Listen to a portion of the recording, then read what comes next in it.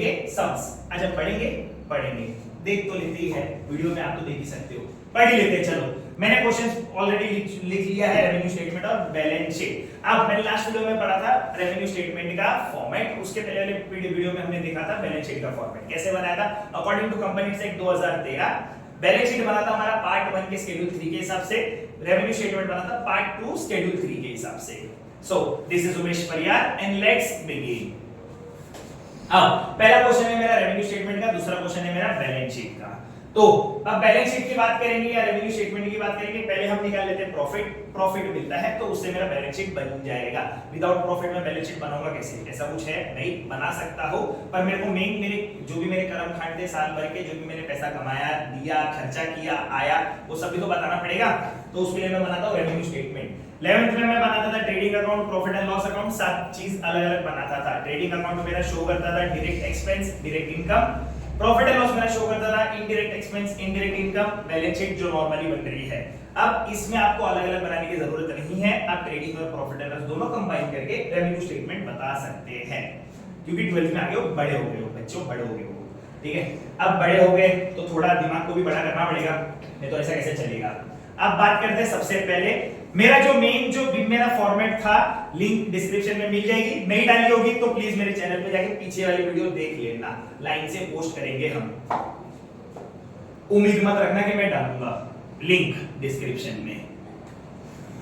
अब revenue from operation, अब revenue statement की बात करते हैं। तो रेवेन्यू स्टेटमेंट स्टार्ट हो गया। रेवेन्यू स्टेटमेंट में मेरे पास 5 चीजें दी हुई है, revenue from operation, cost of material consume, other expenses, interest on investment, tax payable.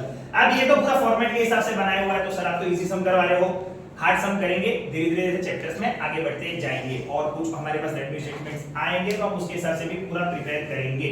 अब रेवेन्यू फ्रॉम ऑपरेशन की बात करते हैं। हमने रेवेन्यू स्टेटमेंट पढ़ा था, हमारा स्टार्ट ही हो रहा था सारी चीज रेवेन्यू से, कितना पैसा आ रहा है, देने की कब सोचूंगा, जब पैसा आएगा तो पहले पैसा ले आते हैं।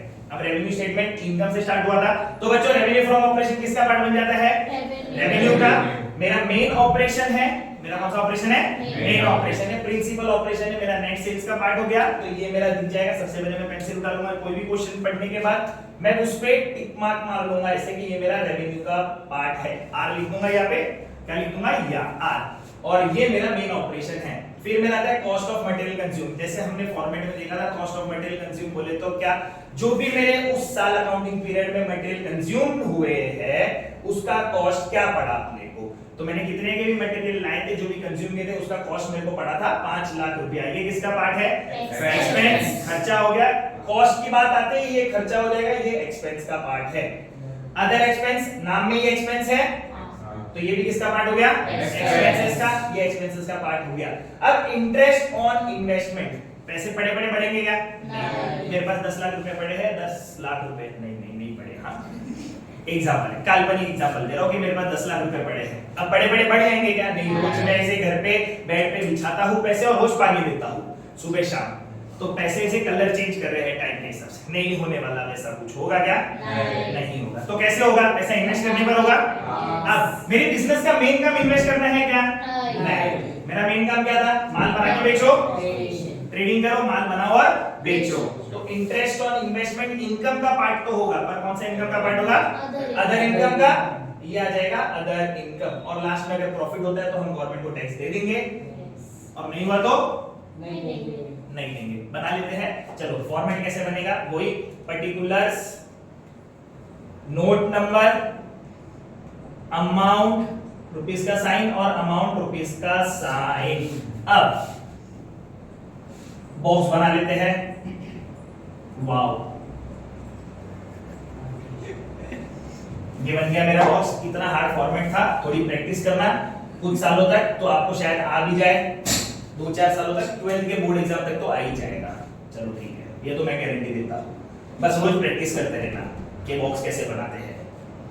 अब सबसे पहली बात करेंगे अपना रेवेन्यू स्टार्ट किससे होता है, ऊपर लिख दूंगा मैं statement of profit and loss, पूरा मैं नहीं लिख रहा हूं, मेरे को नहीं आता लिखना, statement of profit and loss. थोड़ी मेहनत करो, 12वीं में आ गए हो, 11वीं में होता तो मैं हाथ पकड़ के लिखवा देता कि कैसे लिखते हैं। Statement of profit and loss लिख दिया, जो भी कंपनी का नाम होगा ऊपर वो कंपनी का नाम लिख देंगे, द बुक्स ऑफ फलाना ढिमकाना XYZ statement of profit and loss for the year ending, जो भी साल में खत्म होगा। अब सबसे पहला मेरा ये वाला पार्ट कौन सा है, रेवेन्यू का पार्ट है, रेवेन्यू लिख दूंगा। अब तुम्हारे पास एक बेनिफिट वाली चीज क्या है कि जितना क्वेश्चन में इंफॉर्मेशन अवेलेबल है उतना ही फॉर्मेट बनाना है, अननेसेसरी फॉर्मेट पूरा बनाना नहीं है। तो तुमको फॉर्मेट बताया उतना था जितना नेसेसरी है, अब उसमें से भी क्वेश्चन वाले कम कर देते हैं तो बेहतरीन, क्योंकि तुम्हारी सोचते हैं बच्चों की बहुत सोचते हैं क्वेश्चन बनाने वाले भी, क्या बच्चों को थोड़ा इजी वे में काम मिल जाए। इतना इजी एग्जाम में पूछेंगे भी क्या, पूछेंगे 1 मार्क्स 2 मार्क्स के लिए, 6 मार्क्स के लिए सीबीएसई वालों को नहीं आने वाला इतना छोटा सा सम, थोड़ा बड़ा सम आएगा, थोड़ा ट्रिकी सम भी आ सकता है। तो अब सबसे पहले मेरा रेवेन्यू फ्रॉम ऑपरेशन, मेरा काम ही शुरू होता है रेवेन्यू फ्रॉम ऑपरेशन से। रेवेन्यू फ्रॉम ऑपरेशन कितना अमाउंट था, 10 लाख। नोट नंबर में कुछ था नहीं, कुछ भी नहीं लिखूंगा, अमाउंट में यहाँ पे इनर कॉलम में लिख दूंगा 10 लाख रुपीस। अब दूसरा मेरा था इसके अंदर फॉर्मेट के हिसाब से अदर इनकम, तो कंपनी कमा रही है अदर इनकम, क्या नाम पे कमा रही है, इंटरेस्ट ऑन इन्वेस्टमेंट। कितना कमाया, 30,000, ये भी लिख दूंगा इनर कॉलम में 30,000 रुपया। अब टोटल रेवेन्यू मेरा कितना हो जाता है, यहाँ पे ये हो गया मेरा टोटल रेवेन्यू, इसको दे दूंगा ए नंबर, कितना हो गया 13 लाख 10 लाख 30,000 13 लाख कोई बोला, मैं 13 लाख सुना, 13 लाख सुना बेटा, 10 लाख और 30,000 कितना होता है, मैं उंगली पे भी गिनूं तो भी 13 लाख नहीं बोलूं, है ना, कोई नहीं। चलो 10 लाख और 13 30,000, 10 लाख और 30,000 जो कि मेरा हो गया टोटल रेवेन्यू, जो कि मेरा क्या हो गया टोटल रेवेन्यू। अब इसके बाद से मेरा क्या शुरू होता है, एक्सपेंसेस। एक्सपेंसेस, जब एक्सपेंसेस की बात करेंगे अपने पास कितने एक्सपेंसेस है, 2 एक्सपेंसेस है, दोनों एक्सपेंसेस उठा के लिख लेते हैं। सबसे पहले क्या आएगा, कॉस्ट ऑफ मटेरियल कंज्यूम, दूसरा आ गया अदर एक्सपेंसेस। अब कॉस्ट ऑफ मटेरियल कंज्यूम क्या अमाउंट था, 5 लाख, ये हो गया मेरा 5 लाख रुपया। अदर एक्सपेंस कितना था, 50,000, ये हो गया 50,000। ये हो गया मेरा डोली एक्सपेंसेस से क्वेश्चन के हिसाब से, ये हो गया टोटल एक्सपेंसेस, इसको दे दूंगा बी नंबर, कितना हो गया ये 5,50,000।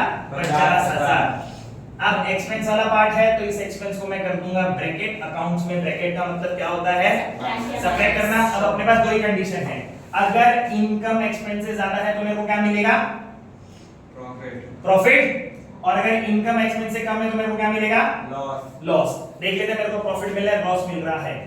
इनकम था 10,30,000, एक्सपेंस था 5,50,000, तो मेरे को मिल गया, मेरे को क्या मिलेगा, प्रॉफिट बिफोर टैक्स। कैसे मिला, A माइनस बी।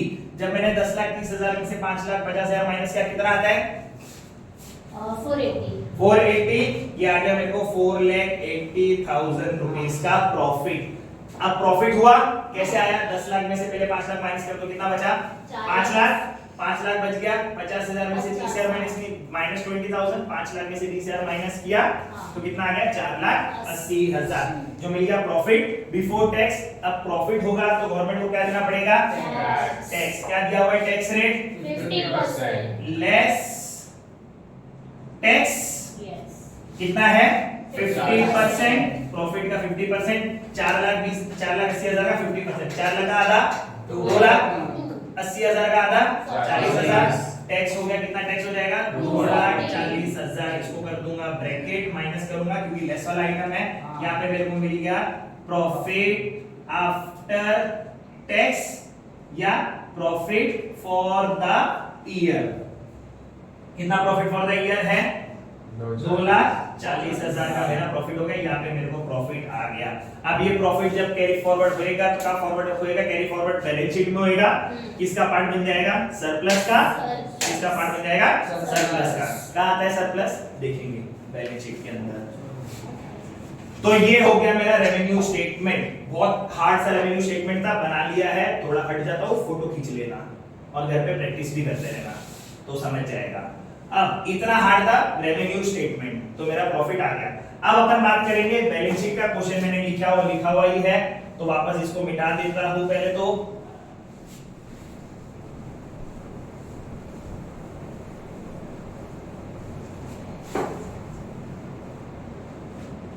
ये तो नाम है भाई अपने चैनल का, वर्सेटाइल एजुकेटर। याद रखना, वर्सेटाइल एजुकेटर। नाम क्या है? उमेश परिहार। अब बात करते हैं बैलेंस शीट की। बैलेंस शीट का फॉर्मेट भी उतना ही टफ है जितना रेवेन्यू स्टेटमेंट का टफ था। कैसे, क्या क्या आ जाएगा? पर्टिकुलर्स, नोट नंबर, अमाउंट और अमाउंट का कॉलम। कॉलम बनाते हैं 1 2 3 4 5 dash dash dash dash dash dash dash dash dash. कितने लगेंगे? शायद जिंदगी भर निकल जाए वो फॉर्मेट सीखने के लिए, सबको आ जाएगा। बेहतरीन, गॉड ब्लेस यू। यही 2 साल पहले सीखा होता तो कोई बोलता गॉड ब्लेस यू? नहीं। सोच कितना अच्छा हूं मैं। Thank you. तो अब बात करते हैं बैलेंस शीट की। बैलेंस शीट में मेरे को क्या क्या दिया हुआ है? Reserves and surplus, share capital, trade payables, land and building, plant and machinery, goodwill, investment, current asset और लॉन्ग टर्म बोरोविंग्स। हर बार इतनी इजी सम्स आएंगे क्या? नहीं आएंगे। कुछ टफ सम्स आएंगे? आएंगे। उसके लिए अपन को क्या देखना पड़ेगा? पूरा वर्टिकल बैलेंस शीट का फॉर्मेट और किसके अंदर क्या क्या चीजें आती है और उसका ही नोट्स टू अकाउंट्स। तो उससे मेरे को समझ में आ जाएगा कौन सी चीजें किसके हेडिंग के नीचे आती है, क्या कौन किसके घर का बेटा या बेटी है। ठीक है, बराबर एकदम। 11 तक अपन सिर्फ डायरेक्टली खानदान का नाम बताते थे कि हाँ ये नाम का है, बस खत्म। अभी वैसे नहीं करना है। अभी उनको अपन को पूरा माता पिता बच्चे पूरा विस्तार पूर्वक बताना है, जिसके लिए अपन नोट्स टू अकाउंट्स बनाते ही हैं। चलो ठीक है, अब आगे बात करते हैं अपने पास क्या क्या है। सबसे पहले मेरा वर्टिकल बैलेंस शीट जो शुरू होता है ऊपर लिख दूंगा मैं, बैलेंस शीट एज ऑन। जो भी ईयर होगा 31 मार्च 2022 होगा 22, 23 होगा 23, 24 होगा 24, उस दिन तक की बैलेंस शीट बनेगी। किस दिन तक की? उस दिन तक। फाइनेंशियल ईयर जिस दिन खत्म होगा उस दिन तक का बैलेंस शीट बनेगा। बाकी बैलेंस शीट कैरी फॉरवर्ड होते रहता है, चालू रहता है कंटिन्यूस में। अब फॉर्मेट की बात करते हो। फॉर्मेट में सबसे पहले मेरे पास क्या था? इधर इक्विटीज एंड लायबिलिटीज। अब कुछ मेरे पास इक्विटीज था, कुछ लायबिलिटीज था। तो पहले फॉर्मेट बना लेता हूं। फॉर्मेट मेरे को एक बार रिकलेक्ट हो जाएगा। छोटा सा फॉर्मेट ही बनेगा, क्वेश्चन के हिसाब से मैंने क्वेश्चन देख लिया फॉर्मेट कितना बनेगा। तो पहले क्वेश्चन देख लेते हैं अपन। रिजर्व एंड सरप्लस किसका पार्ट बनेगा? शेयर होल्डर्स फंड का। Share capital share holders fund का बनेगा। इक्विटीज एंड लायबिलिटीज का पार्ट है शेयर होल्डर फंड, उसके अंदर का सब पार्ट है। या मेन पार्ट मेरा शेयर होल्डर फंड ले लो, उसके अंदर मेरा किसके अंदर आ जाएगा? Reserves and surplus. Reserves and surplus किसका पार्ट है? ये equities and liabilities. Share capital share holders fund, जो भी मेरे शेयर जिन्होंने मेरे शेयर लिए ओनरशिप ली उन्होंने मेरे को पैसा दे दिया, तो ये भी मेरा इक्विटीज का पार्ट बन गया। किसका पार्ट बन गया? इक्विटीज। इक्विटीज के अंदर किसका पार्ट बनेगा? ये शेयर होल्डर फंड। किसका पार्ट बनेगा? Share holder fund. फिर आ गया ट्रेड पेएबल। क्या ट्रेड पेएबल? ट्रेड का काम है लेना देना। क्या काम है? लेना देना। अब मेरा मैन्युफैक्चरिंग था, अगर ऊपर वाले सम्स के हिसाब से रेवेन्यू स्टेटमेंट के हिसाब से, तो मैं मैन्युफैक्चर करने के लिए सामान कितना से खरीदूंगा? सारा कैश पे खरीदूंगा क्या? नहीं। कुछ ऐसे लोग जिनको मैं सपने में आना चाहिए कि इसका पैसा बाकी है, वैसे वो आ जाएंगे मेरे किसमें आ जाएंगे? Trade payables. लेन देन किया है, पैसा देना बाकी है। तो अब ये साल भर से ज्यादा जाएगा क्या? नहीं। एक अकाउंटिंग पीरियड के अंदर पैसा चुकाने का ट्राई करूंगा, तो ये आ गया करंट लायबिलिटीज में। किसमें आ जाएगा? Current liabilities. चलो ठीक है। लैंड एंड बिल्डिंग क्या है? नॉन करंट एसेट क्यों है? 12 महीने से ज्यादा चल रही है। राइट। अब 12 महीने से जो चीजें ज्यादा चलेगी वो मेरी क्या हो जाएगी? फिक्स। क्योंकि रोज रोज चेंज होती है क्या? नहीं। एक बार ट्राई करना घर पे ऐसा सो के उठे और बोल रहे हो पापा आज कलर अच्छा नहीं लग रहा है, चेंज करवा दो। पापा मस्त करवा देंगे। हाँ बेटा ठीक है। कुछ होते हैं जो गोल्डन स्पून के साथ पैदा होते हैं। हाँ बेटा पसंद नहीं है अभी चेंज ही, आज ही चेंज करवा देते हैं। हम कलर क्यों, हम घर ही चेंज कर देते हैं पूरा। बहुत पैसा अपने पास है ना, पर ऐसे कुछ ही लोग हैं। सब है नहीं। तो बार बार चेंज करेंगे नहीं। बिजनेस से एक बार सेट हो गया बार बार चेंज करूंगा जगह नहीं। आज मजा नहीं आ रहा है, चेंज कर दे, जगह चेंज करेंगे नहीं होगा। Land and building, plant and machinery दोनों ऐसी चीज है जो लंबे समय तक मेरे साथ चलेगी। तो ये दोनों ही मेरे क्या हो जाते हैं? Fixed asset. फिक्स्ड एसेट बोले तो नॉन करेंट एसेट, लंबे समय तक चलेंगे। इसमें क्या चलेंगे? लंबे समय तक। सीबीएसई वाले फिक्स्ड एसेट लिख सकते हो, पर इसके जगह पे तुम लोगों को क्लियरली एक चीज दी हुई है, प्रॉपर्टी प्लांट एंड इक्विपमेंट। क्या दिया हुआ है? Property plant and equipment. बाकी पूरी दुनिया यहाँ पे क्या लिख सकती है? Fixed asset.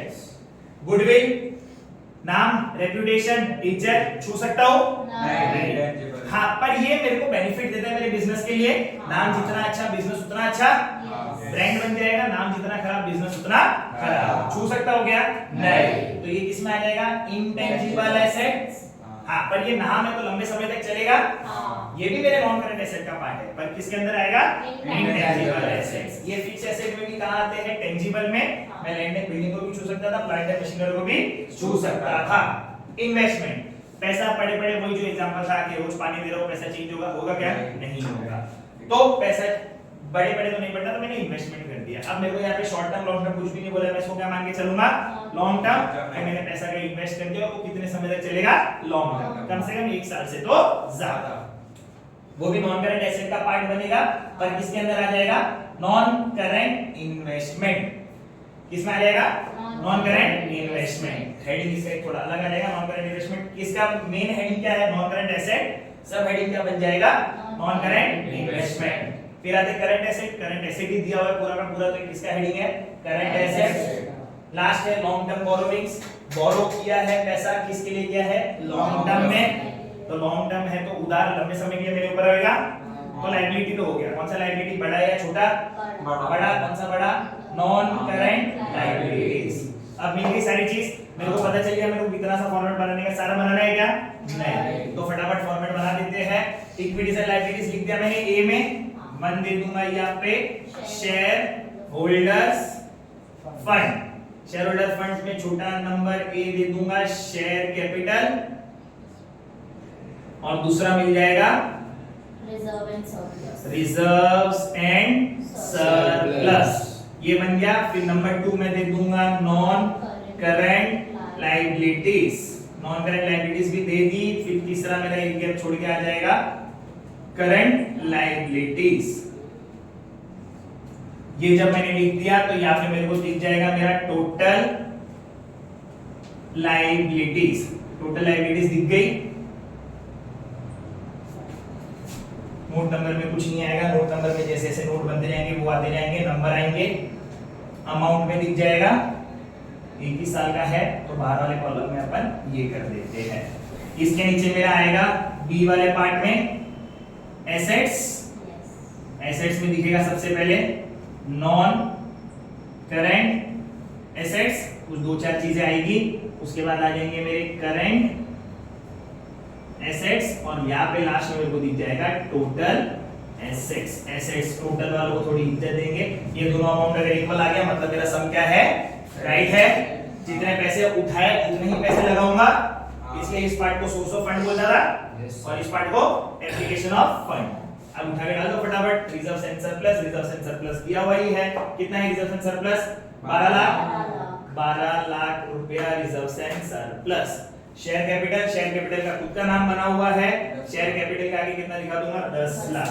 वापस कोई गलती कर दी, अमाउंट में लिख देते। थोड़ा नोट्स टू अकाउंट छोटा बनाना, उसमें अमाउंट लिखना नहीं। शेयर कैपिटल कितना है मेरा? 10 लाख है। रिजर्व्स एंड सरप्लस कितना है मेरा? 12 लाख रुपया रिजर्व्स एंड सरप्लस। ये टोटल मेरा जो शेयर होल्डर फंड बन जाएगा कितना बनेगा? 22 लाख रुपया। पूरा ए का शेयर होल्डर फंड का जो भी था वो मैंने बाहर लिख दिया 22 लाख रुपया। 22 लाख रुपया।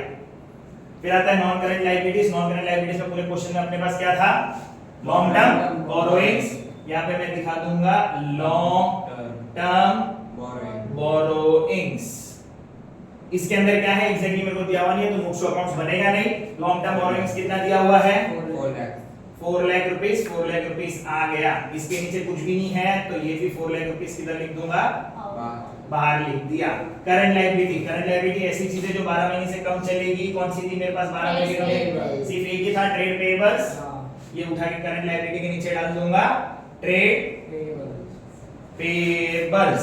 कितना आ गया ट्रेड पेबल्स? 12,70,000 रुपया। ये आ गया ट्रेड पेबल्स 12,70,000। इसके अंदर और कुछ भी नहीं है।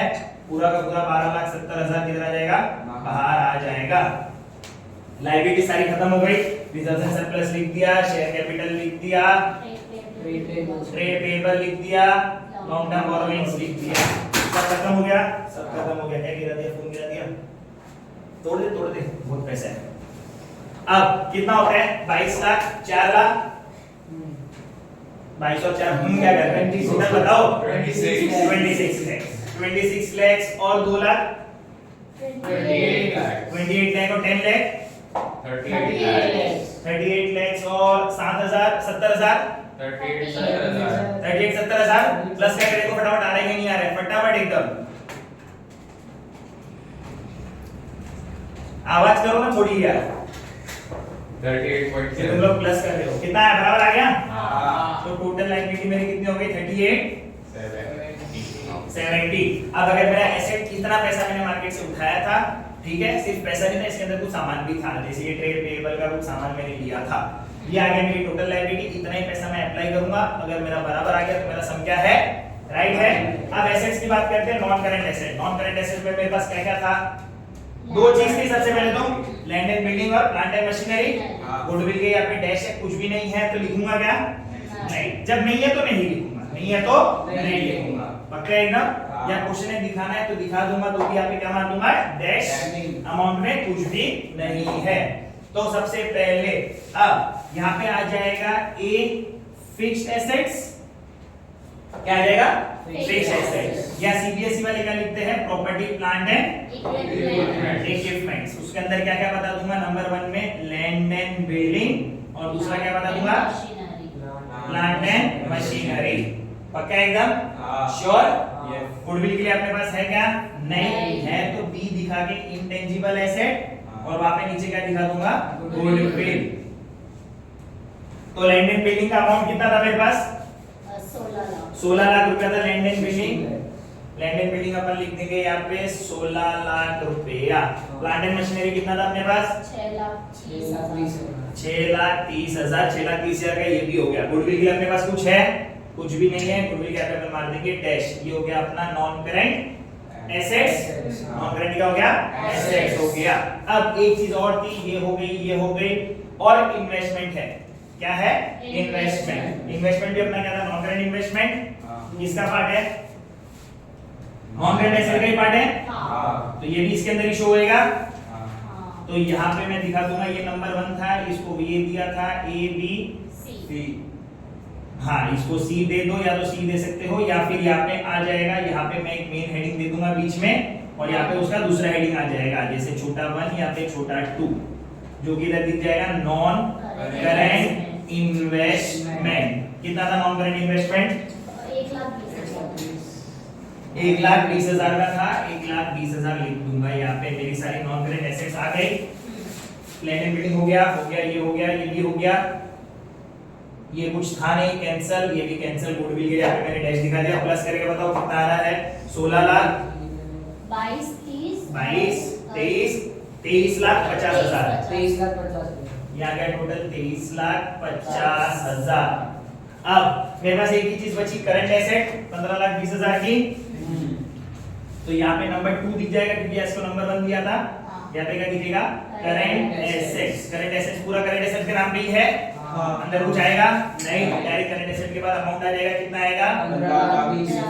15,20,000। ये कितना हो रहा है? 50 और 20 70,000। 15,20,000 बराबर आ गया 15,20,000। 50,000 और 20,000 70,000 आ गया, 3870 आ गया। टोटल हो गया 38,70,000। यहाँ पे हमारी बैलेंस शीट हो गई टैली, इक्वल हो गई। तो ऐसे बनती है हमारी वर्टिकल बैलेंस शीट। हमने देख लिया रेवेन्यू स्टेटमेंट कैसे बन रहा है, हमने देख लिया बैलेंस शीट कैसे बन रहा है। Financial statement of a company यहाँ पे होता है आपका पूरा। ठीक है, घर जाके प्रैक्टिस करते रहो, और कुछ नहीं आए तो आप लोग मेरे को पूछ सकते हो। आप लोग कमेंट सेक्शन में अपने डाउट्स वगैरह डालते रहिए, सब कुछ जैसे टाइम मिलेगा सारी क्लियर करते जाएंगे धीरे धीरे।